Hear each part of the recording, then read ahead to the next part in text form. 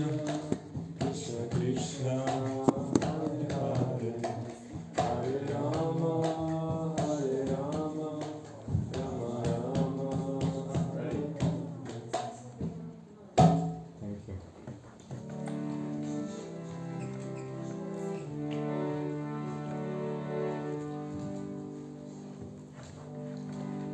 Sri Krishna Chaitanya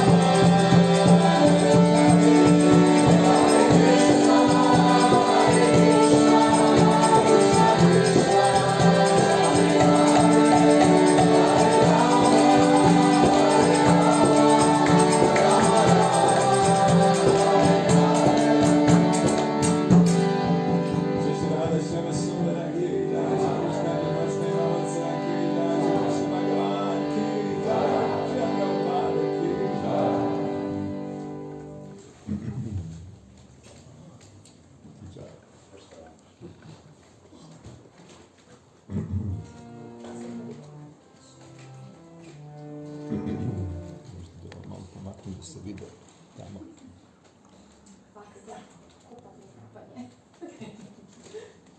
Zapravo ovu bocu mogu staviti.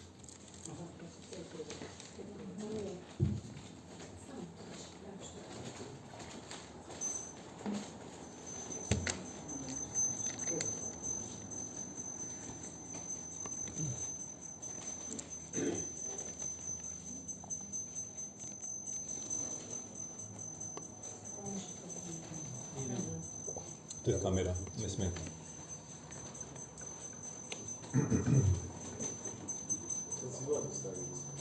Od kamera je ovdje.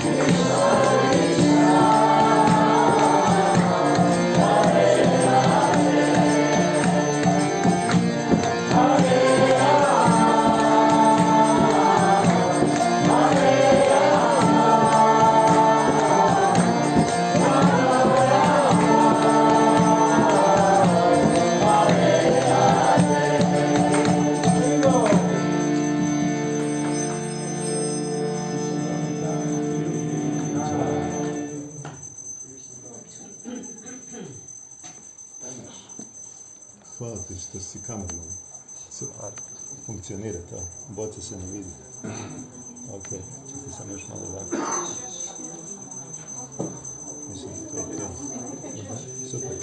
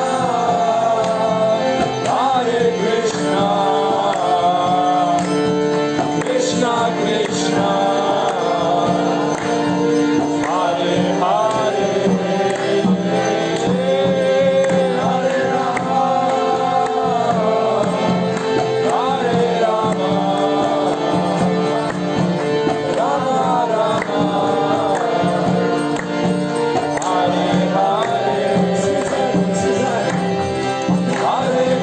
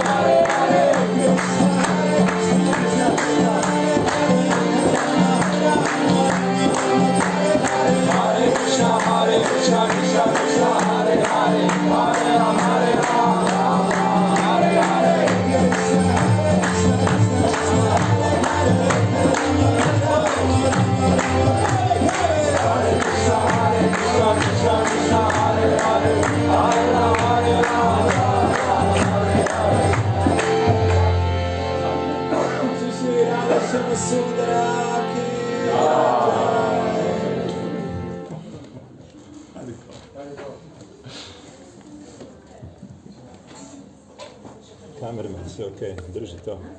Drži. Okej. A? Ma ne, od 8. mjeseca. Bio je za 2 tjedna korona, ono pa... Koliko još pjevamo? Pa je otišao. Nije se jedno. Zauvijek. Sam tjedan dana. Zauvijek. Gore, sad je Boga, da mi pojde Dragi Bhakti, dragi prijatelji, Hare Krishna, zapjevajmo zajedno sa... Ajmo jedno, man. Koliko je sad? Par mjeseci, 4.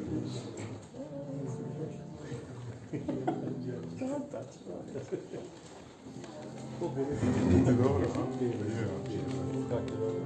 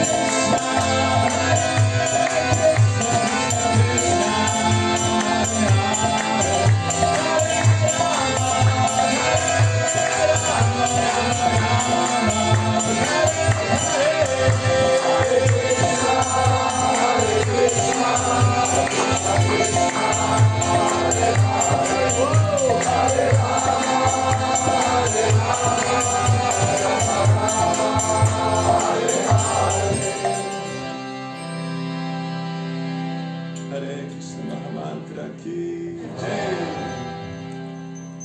Not yet. Something to cast. What's now? Yeah, I think that he can play Jarada Madhavan, Hare Krishna and lecture.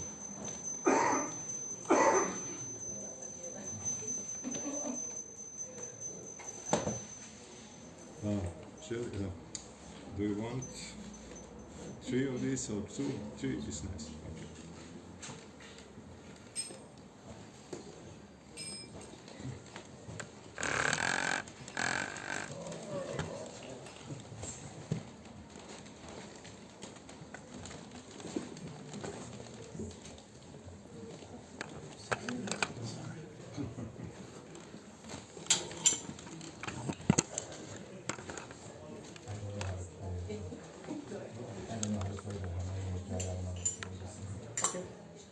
Jaya Radha Madhava Kunja Bihari Jaya Radha Madhava Kunja Bihari Jaya Radha Madhava Kunja Bihari Jaya Radha Madhava Kunja Bihari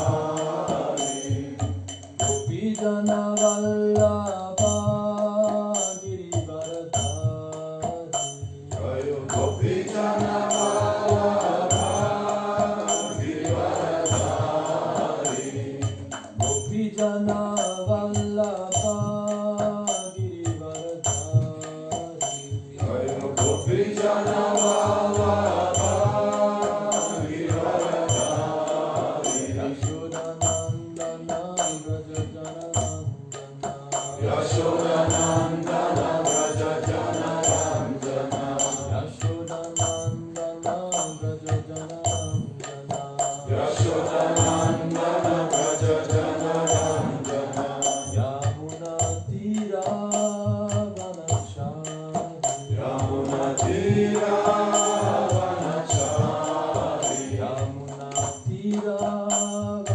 Girivaradhari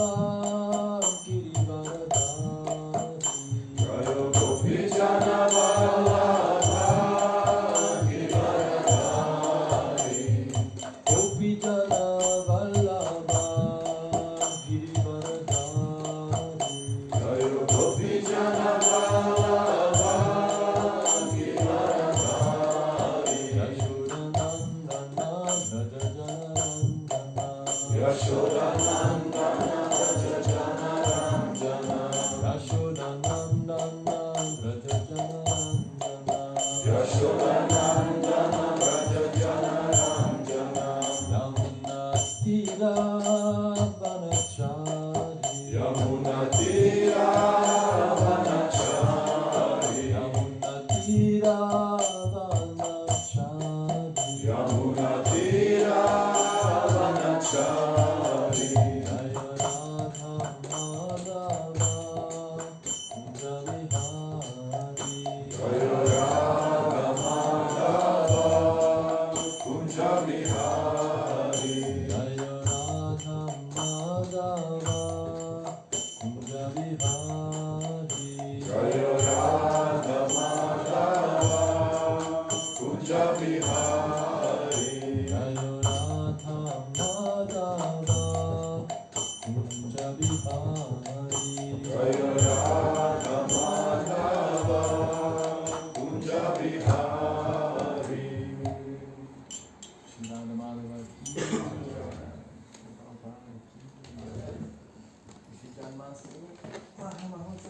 Give me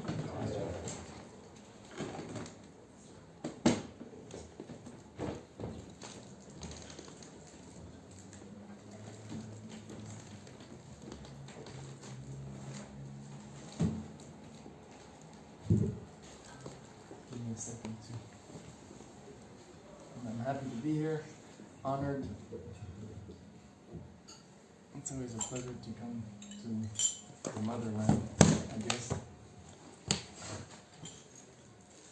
My mom was Croatian, just in case.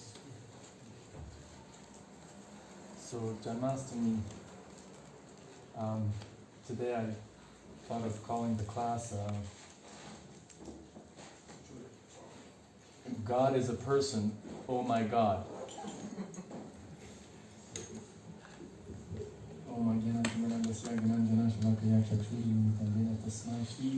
I was born in the darkness of ignorance, but my spiritual master opened my eyes with the torchlight of knowledge. I offer my humble obeisances at his Lord's feet.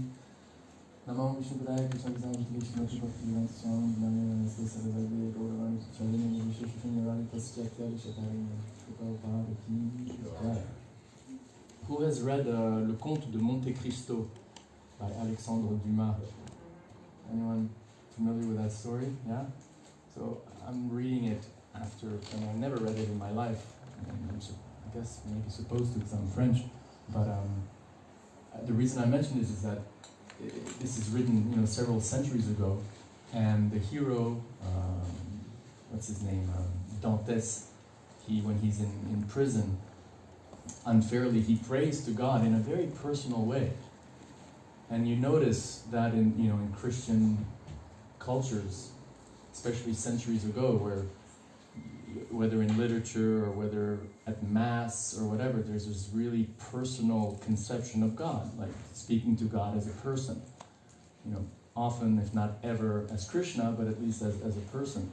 And the reason I say it is because I grew up as a Catholic, and somehow when I was, a Catholic, the concept of a personal God, who supposedly appeared today, 5,000 years ago or so, never really registered. It never really attracted me philosophically, And it's, in my life I had to kind of go through, search into Buddhism for some years.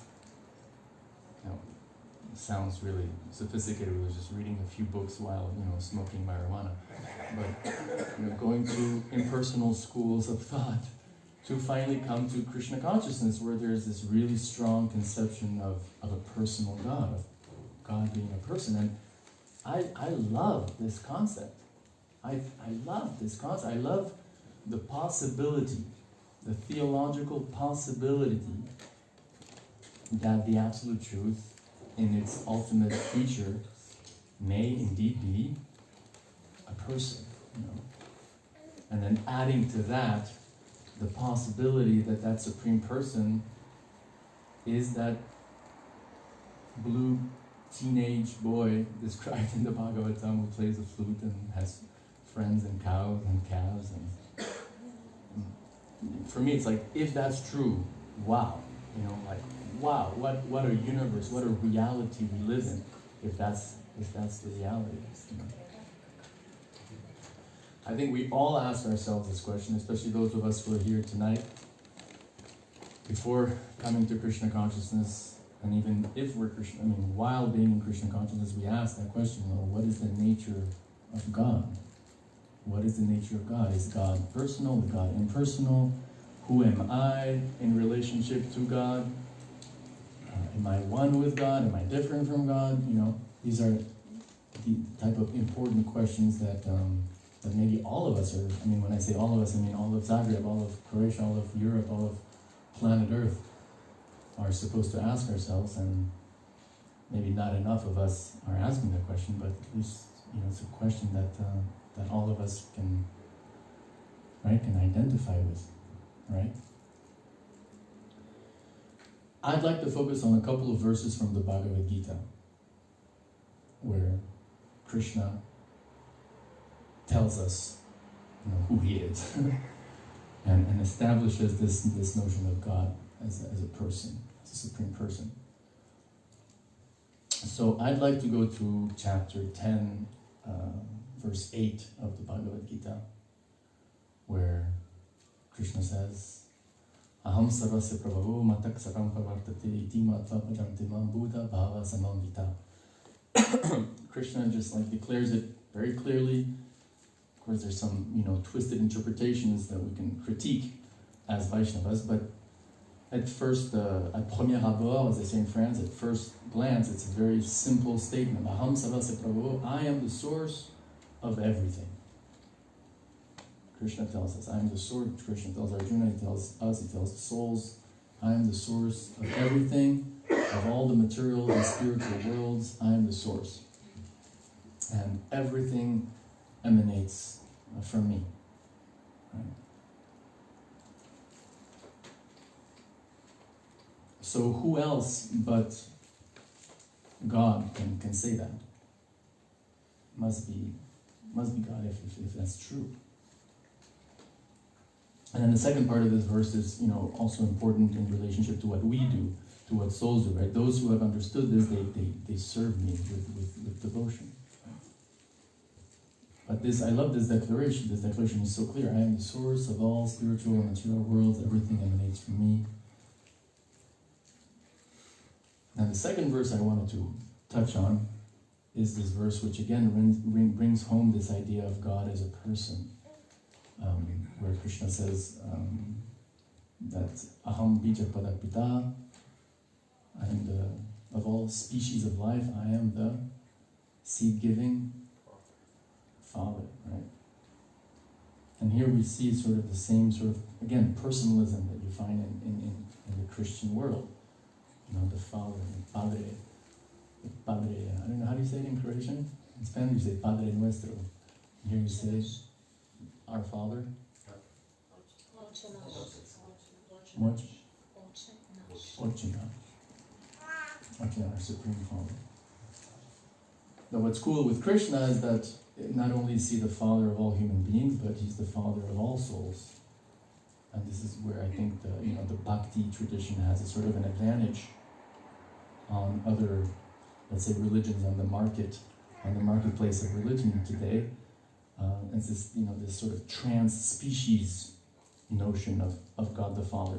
Not just God the Father for humans, but God the Father for all souls, regardless of whether they're in, white bodies or black bodies or Chinese bodies or gay bodies or straight bodies or, whatever body they may be in the human civilization, in the human society, but then also among plants and among trees and among snails and birds and everything.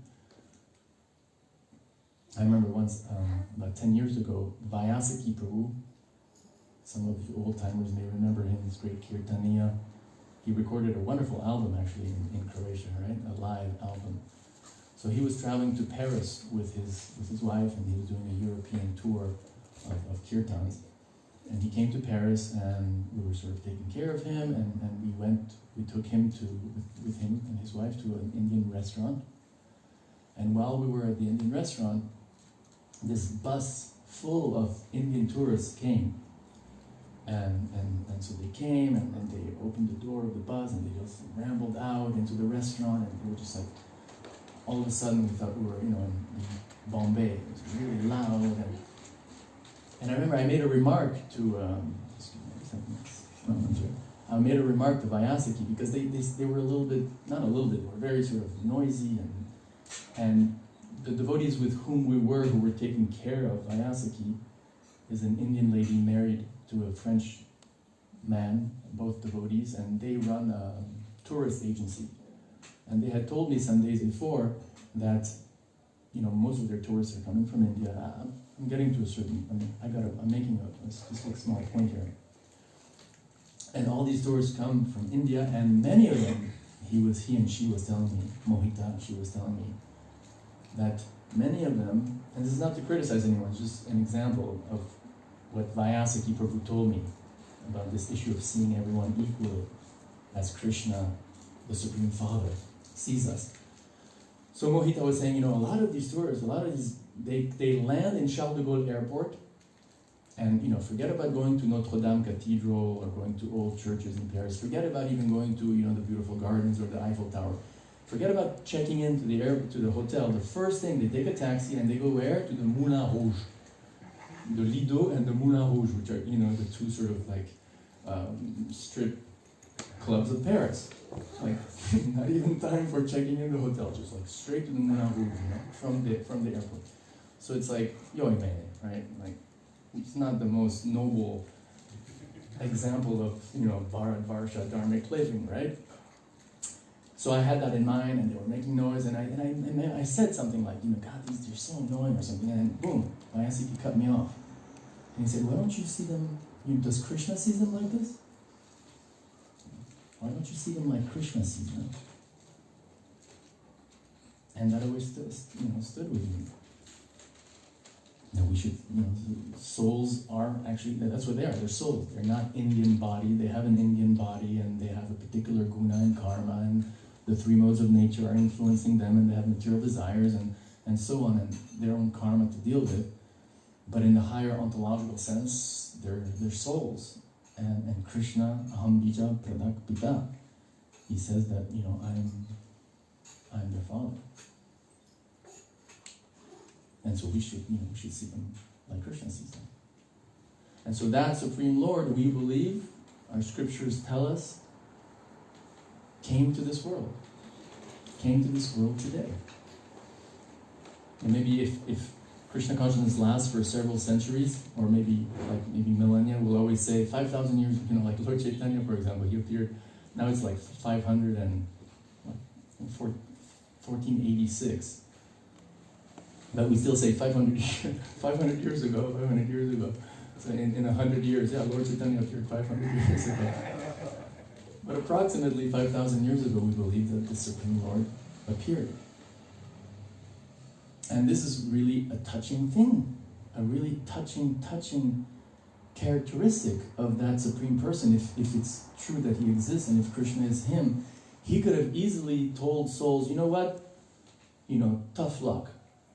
You rejected me, and I've created this material world for you guys to play me, to play imitation God. Good luck, arrivederci, and ciao. I'm going to go, dance with the gopis or whatever. But no, according to our philosophy, yada hi dharmasya glanir bhavati bharata bhutanam dharmasya tadharmadam srijamyaham. I descend again and again and again. So we have this notion of a God, this concept of a God who loves souls so much. And mind you, souls who, bahirmukh. There's unmukh and bahirmukh. You know how we sing like bahir nishingho hridaye? So bahir means looking away from, towards, right? And unmukh, or the other way around. Anyway, the point is, bahir nishingo, hridaye nishingo. Yeah, bahir is like towards out, and hridaye is in the heart. So then there's this verse, Krishna bahir mukhoya bhagavan chakare nikatostomaya tare japatiya dhare. Prabhupada Saraswati says that the living entity turning, the mukh means face. Prabhupada used to have a nickname, Kachori Mukha, or Kachori Mukhi, because he stuffed himself with kachoris. As a nickname for Prabhupada.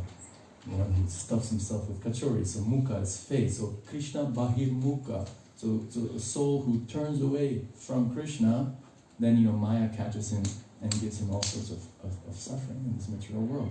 So that kind of soul, Krishna doesn't give up on. And even though he respects the free will of the soul, and okay, here's the material world, go play, still, when things get out of hand, and as a result, when suffering increases, because dharma decreases, suffering increases. So it's really it's not just like, I don't believe that Krishna comes just because dharma goes down, and therefore, the consequence of dharma going down is suffering. So it's really a question of compassion. So Krishna comes down out of compassion. And so this idea of avatar is a wonderful concept. The divine, avatar literally means divine descent, right? God himself coming down into the material world. Just like in Afghanistan now, there's the US and there's all these embassies, including the Croatian embassy. So technically technically speaking, those embassies are US territory, or Croatian territory, or German territory. The Croatian embassy in Paris is actually it's actually Croatian territory. And so we hear that Krishna, that Supreme Person, comes down not just alone, but he comes down with his entourage, right? He comes down with his whole entourage into the material world with all his eternal associates. And then what does he ask? And Prabhupada mentions this in his Janmashtami lecture in 1968 in Montreal. He says, Krishna comes and then, she could come on, you rejected me, shame on you, okay. And he's like, please offer me a flower. Please offer me just a flower, a fruit, or water, Show a little bit of love and I'll be perfectly happy with that. What kind of God that is, right? The soul has rejected God, and then God is not vengeful or wants revenge. He just comes and says, hey, can you give me a little bit of love? That's so beautiful.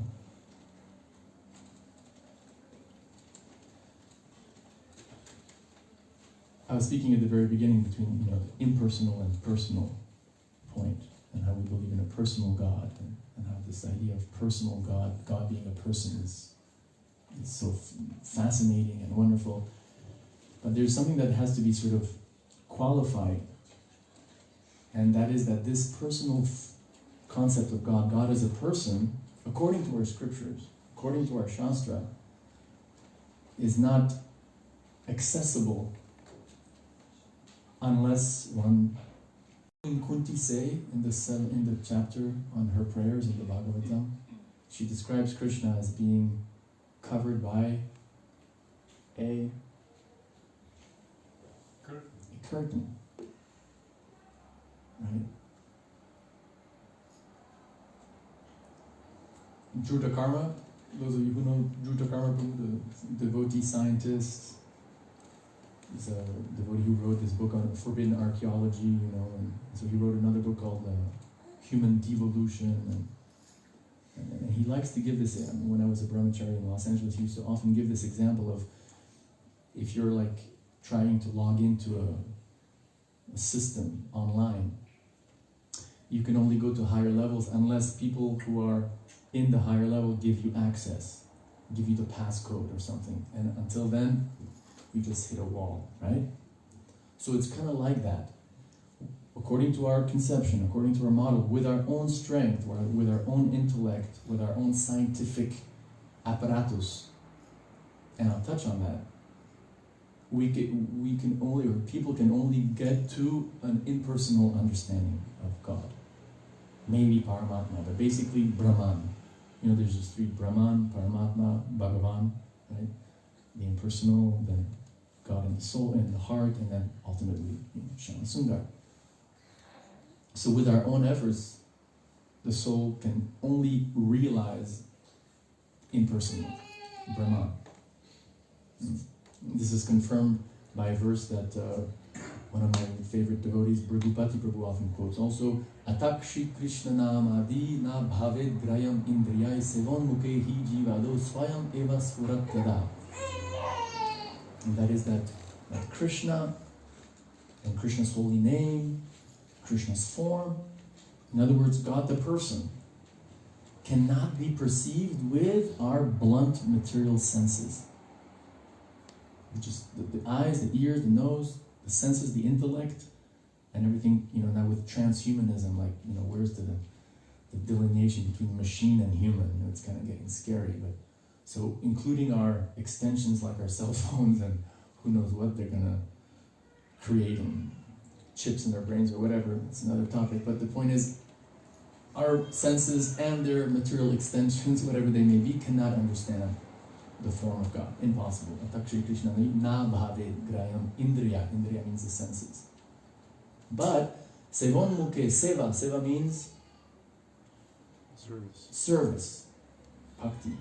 Prabhupada used to translate the word seva as devotional service, put a lot of emphasis on this sort of physical, actually serving, which can be understood because back then in the 1970s, you know, as we have a great anthropologist here will agree, you know, ISKCON was mostly like monks and nuns, and they had to make money and build and pay rent, and they couldn't just like stay home as many of us doing, which is totally legit, to just sort of add Krishna in our own life and, you know, have our own sadhana at home and chant and hear and chant at home and worship the deity. And there was a lot of like missionary work to do, so maybe that could be a nice, interesting explanation as to why Prabhupada put so much emphasis on, you know, the service aspect of, I mean, his definition of bhakti is unique in the world of, you know, the greater bhakti world, it's devotional service. So anyway, so this verse, Sevan Mukhe, starting with the jiva, with the tongue. You know, what's that? Jiva, the tongue. So chanting, using the tongue to chant Hare Krishna, and using the tongue to taste prasad. And so by serving Krishna, beginning with the tongue, then what happens? The Lord, that personal form of God, Swaratyada, becomes revealed. Someone on a higher level gives us the access code. We can access to that next level on the software or on the website. Right? And so it's a small little parenthesis, it's a little note here. Most scientists today, just not to make too many generalizations, but we could say that most, you know, mainstream science today is very reductionistic, very physicalist. In other words, there's no, you know, consciousness is just neurons and protons in the brain, and it's all can be explained by, you know, the laws of physics and chemistry as we know them today, itakodari. But there is a small community of scientists worldwide, right, who deal with what's called rogue phenomena in the world that doesn't really fit into the accepted paradigm. So like children who claim to remember their past lives, you know, miracles at like Fatima, you know, what's it called, stigmata, blood oozing from the hands, you know, telekinesis, levitation, you know, being the same person. Like you see the yogis, they can be in different places at the same time, out-of-body experiences, near-death experiences, etc. So these community of scientists, some of them, you know, because they accept that, wow, there's something, you know, greater than maybe our modern scientific paradigm understands, are willing to accept that, okay, let's look at spiritual traditions and see what we can maybe, and so for example, there's this really cool book, if you like it, called, I mean, if you like the topic, called Beyond Physicalism, which was edited by Edward Kelly and his team. About 10-15 years ago, they wrote a huge book, like this thick, called Mind for the 21st Century, which collects basically every single paranormal phenomenon that's been recorded scientifically, you know, since whatever, several hundred years, including, you know, the miracles at Lourdes and whatever, etc. And so then recently, about a couple of years ago, they wrote this book called Beyond Physicalism, and the subtitle is interesting, Toward Reconciliation of Science and Spirituality. The reconciliation, the meeting, of science and religion.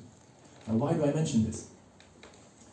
Because in the concluding chapter, this Edward Kelly does what so many do, and it's actually, we as devotees, we expect this conclusion. Because we just read this verse, Atakshi Krishna Nama Adina Bhavet, you can only get to the impersonal realization with your own efforts.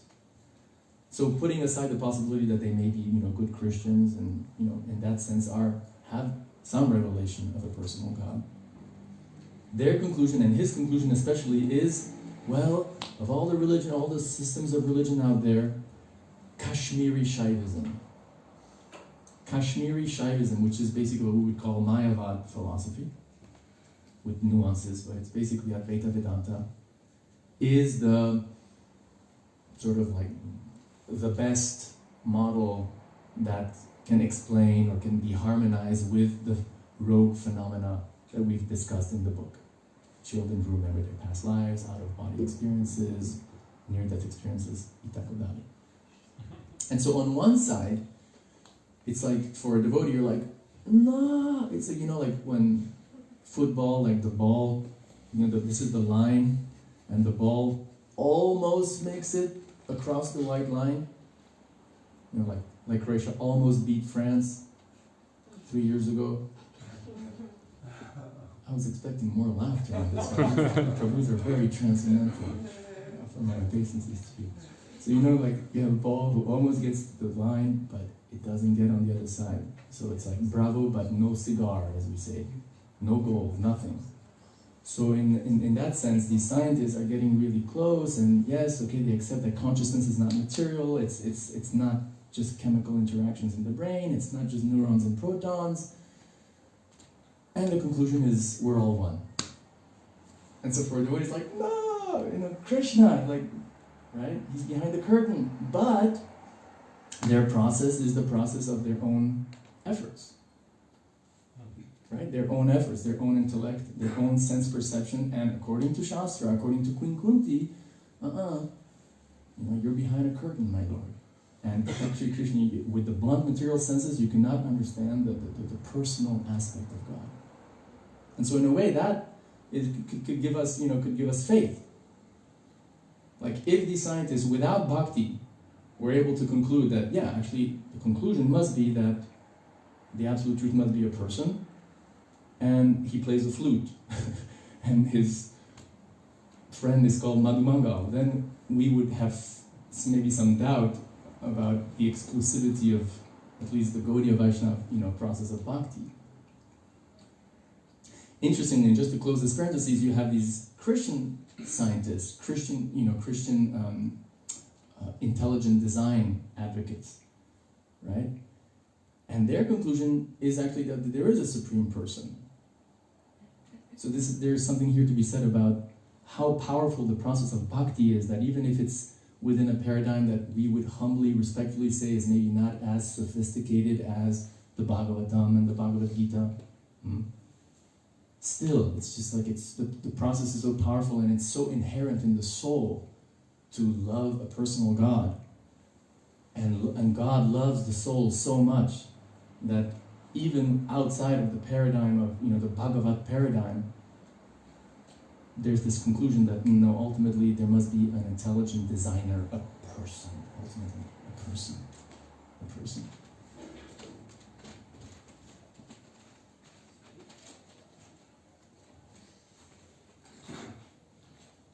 That supreme person, we believe, has come 5,000 years ago, came 500 years ago with Lord Chaitanya, and has come as the holy name. And in that sense, almost every day for us is a Janmashtami, because every day, devotees pick up their bead bag and Hare Krishna, Krishna Krishna, Hare Hare, Hare Ram, Ram, Hare Hare. Let me read to you a verse that Rupa Goswami quotes from Sridhar Swami in his Padyavali, in his collection of beautiful verses. He says, O Lord, is your impersonal spiritual effulgence not always present everywhere? So he's speaking to Krishna. He's saying, my Lord, your effulgence, isn't it everywhere? It's like, what's a big deal? It's everywhere. Remember in the Sri Shopanishad, the devotee prays the Lord, my Lord, please remove what is yet. Please remove your effulgence so that I can see your face, your personal. So Sridhar Swami says, is your impersonal spiritual effulgence not always present everywhere? Even so, it has not been able to break even a single twig of the tree of repeated birth and death. So here Sridhar Swami is saying that, the impersonal realization doesn't even give you moksha in the ultimate sense. Yenyera vindaksha vimuktaman, that's like, you're not even going to get liberation. On the other hand, as soon as your name is taken by the tongue, right? We have this verse, Atakshi Krishna Namati, it starts with the tongue, Sevon Mukhe Hi Jiva. As soon as it's taken by the tongue, it thoroughly shatters the tree of repeated birth and death down to its roots. Of the two, the spiritual effulgence or the holy name, which should be served. So for devotees here in this material world, on planet Earth, in Kali Yuga, the process to connect on a regular basis with that Supreme Person, Krishna, who, himself appeared 5,000 years ago, but who is non-different from his name, is through precisely that, chanting his holy name. And so how important it is for Vaishnavas, practicing Vaishnavas, to hear and chant on a regular basis, And when devotees chant and hear and chant, then they get access to that Supreme Person and everything that comes along with the embassy, along everything that comes with the Supreme Person, which is what? It's Goloka Vrindavan, the whole spiritual world in its highest degree. Listen to this one. How greatly fortunate are Nanda Maharaj, how greatly fortunate are the cowherd men and all the other inhabitants of Brajabhumi. There is no limit to their good fortune, because the absolute truth, the source of transcendental bliss, the eternal supreme Brahman, has become their friend. So the residents of Vrindavan is it's a whole other level. The residents of Goloka Vrindavan, according to our scriptures, they couldn't care less about Brahman. And even if Krishna shows them some tricks, they're like I remember I was in Vrindavan last Kartik, 2 Kartiks ago, and Indraduna Swami read some Leela, or told us some Leela. We were in some place really far from Vrindavan town. And it's some of the Goswami stories of how they had Krishna and Balaram, 2 teams, and they were fighting and competing. And Krishna and his friends lost. And the other team really made fun of him, extra on that day. Whatever, you were so weak. And so Krishna kind of got upset. It's funny, we believe that it's not like God is playing the role of a boy. It's like he is a boy, who plays the role of God.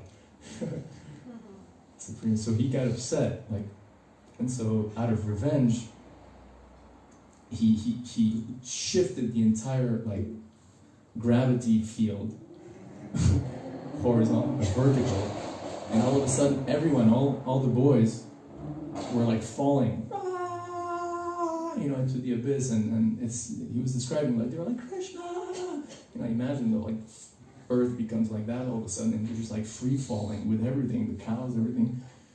And so they were screaming, Krishna, Krishna. This is in the Goswami literature. It's a legit story. And so after they were freaking out like that, Krishna reestablished gravity at horizontal. And so when everything kind of came back to normal, they were in that same position where Krishna was kind of upset. And then, but what's interesting, the Goswamis described that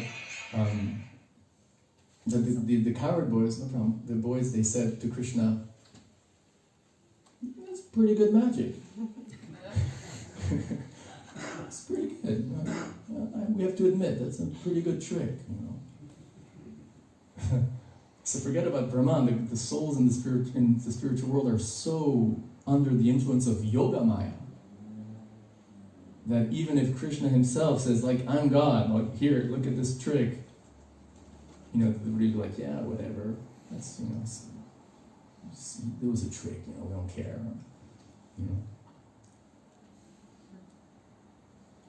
So that's what's available for souls who chant the holy name on a regular basis. That's what's available for souls who chant the holy name. And that after death, but here, down here, even here, what's available is a relatively peaceful life, at least compared to the life that souls would have without Krishna consciousness. Rupa Goswami quotes Sri Kaviratna. Listen to this one, it's a short one. One who daily sings the glories of Yashoda's son, one who daily sings the glories of Yashoda's son, Krishna, which are as cooling as sandalwood and camphor, is not troubled by the days of Kali Yuga. For him, at every step, there is a torrential flood of the sweetest nectar. So you may not be there, I'm speaking to myself here, you may not be there, I certainly am not there, but, because I assume, I don't assume, but there's chances that some of you at least is not a torrential rain, what is it? A torrential flood of the sweetest nectar every day when you pick up your beads to chant, right? It's not like you wake up, oh my God, I've been sleeping for 6 hours, where are my beads? I've been feeling so much separation from the holy name. Unfortunately that's not the case, right? But it doesn't matter. The point is you just have to continue. You have to continue. There was this expression among the Sankirtan devotees in Germany back in the 1990s among Harikesh Swami's zone. There was this famous quote, "Ein Fachen machen," something like that in German. In German, just continue. Very typical German, if it's hard, just continue. It doesn't matter if it's hard. So it's kind of like that. You have to make the effort.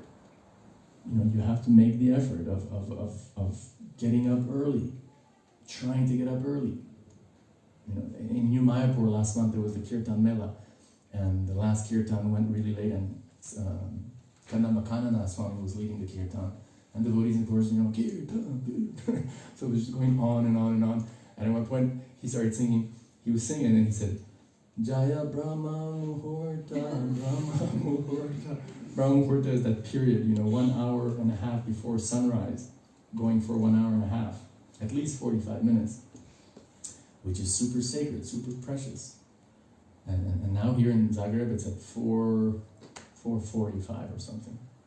So in the winter, it's easier, it's later. But the point is, you have to put in that effort. You have to put in that effort to hear and chant on a daily basis. That's really, really, really important for you to do that.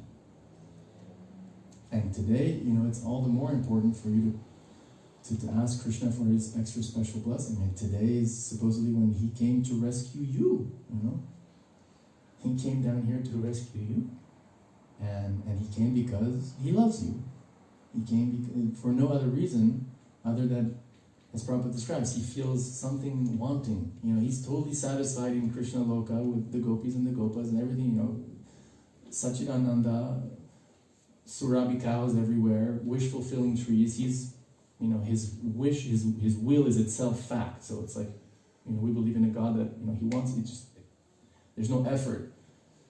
And yet he comes because he loves you and he wants you to go back to him, So today's, and every day, but today is especially a day when you can show that extra gratitude to him and thank him for the spiritual life that he's given you so far, and pray to him that you can continue being Krishna conscious, and you can continue chanting his holy name tomorrow and the day after and next week and next month, so that you can, by his grace, you can cross over this this ocean, this ocean of birth and death, which by his grace gets, by the grace of his holy name and by the grace of his devotees, gets shrunk to the size of a little water contained in a hoofs, puddle in a hoof print, right?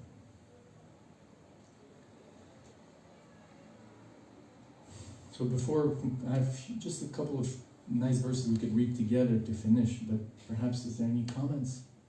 Questions?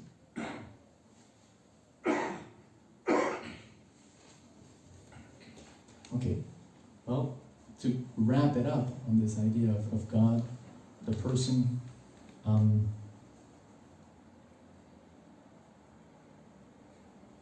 I think we should, like we are doing it, and we should continue having faith in the proposition that Krishna is God. Pascal, the famous French philosopher, Blaise Pascal, so he had this famous bet, the bet, like there's 4 possibilities in his bet, right? And I think we should really take up that bet and take it to the next level. So he did this bet about whether God exists or not. So the way he said it, okay, there's basically a few possibilities. God exists, and I believe he exists. God doesn't exist, I believe he exists. God doesn't exist, I believe he exists, and God doesn't exist, and I don't believe he exists. 4 possibilities. And he concluded, it makes sense, that of the 4 possibilities, we definitely should believe in God. Because if he doesn't exist and we believe, okay, maybe we had a little less sense gratification. But overall we had a healthier life. I mean, there's studies that show that people who are religious generally lead less depressed, more healthy lives. So, okay, it was a good idea that Krishna is God. Turns out there's nothing. At least we lived, a decent moral life, even a sort of a secular morality point of view. So there's nothing, no loss. God exists and we believed in him, bingo, got the jackpot, right? Not that we gamble. A gambling analogy may not be appropriate here. But, we won the jackpot. I'm sorry, it is appropriate. We gambled on God's existence and God exists. Wow, right? God doesn't exist and we didn't believe in him, well, nothing gained, nothing lost. But God exists and we didn't believe in him, especially in a Christian sense of eternal damnation. Oh, it's long. So I think we should, we already accepted that there's a God, and we should continue believing that. Why not Krishna as God? Why not believe in this philosophy? Why not believe the whole thing? Why not believe that Krishna really is the Supreme Lord, and that Srimati Radharani is his eternal consort, and that Goloka Vrindavan really is true, and that he did come here 5,000 years ago, and that we are spirit souls, that we're not Croatian or white or black or this or that. We are souls, we are eternal servants of Krishna. Why not bet on that? Because if it turns out that Krishna really is God, then, Maha jackpot, Maha bingo. Boom, all of a sudden we're back with Krishna and Goloka Vrindavan, dancing and singing and playing with him as described in the Bhagavad Gita. So let us count our blessings on this day, and let us continue sticking together in this beautiful little community of Krishna consciousness, and thank Krishna. And we can conclude with these couple of prayers that we can all identify with. So please repeat after me, if you don't mind. We have now plunged into the great nectar ocean of the transcendental youthful pastimes of Maharaj Nanda's son. Of what use to us is the salt water of impersonal liberation? This is by Yadavendra Puri. And the last one we can finish by Sarvabhauma Bhattacharya. He says, we are not poets. We are not logicians. We are not anthropologists. I'm sorry. We are not philosophers who have crossed to the other shore of Vedanta. We are not eloquent debaters. We are the servants of a rascal cowherd boy. Shri Krishna ki, Shri Krishna Janmashtami ki, the holy name of Krishna ki, Yuga Dharma Harinam Sankirtan ki, Srila Prabhupada ki, Gaura Premanande.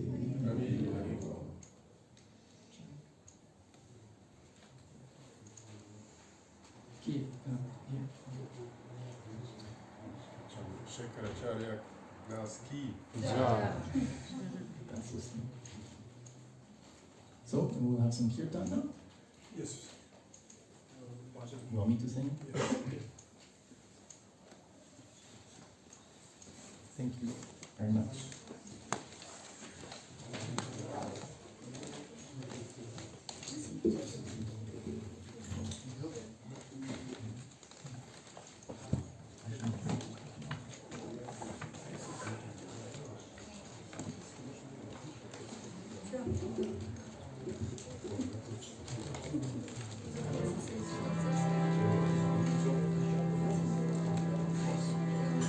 Shri Krishna Chaitanya Prabhu Nityananda Shri Advaita Gadadhar Shivasana Gaura Bhakta Vrinda Krishna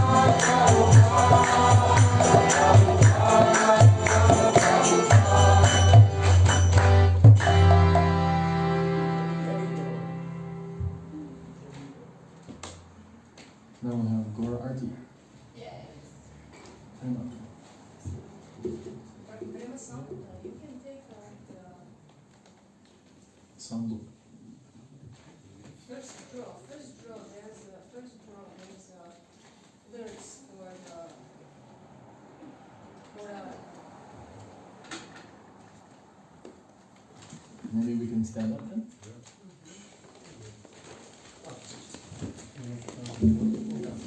Yeah.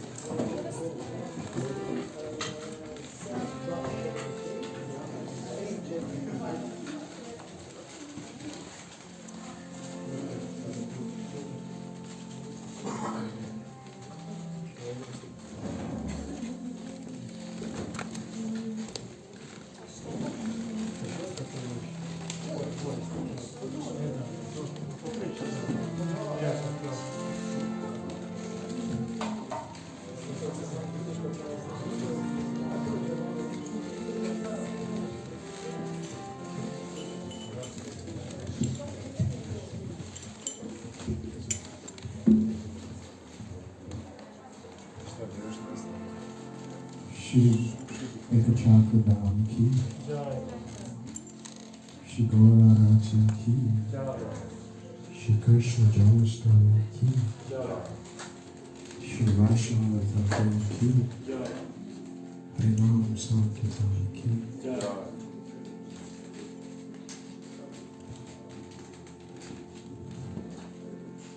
Namo Shivaya Krishna Prasaya Srimati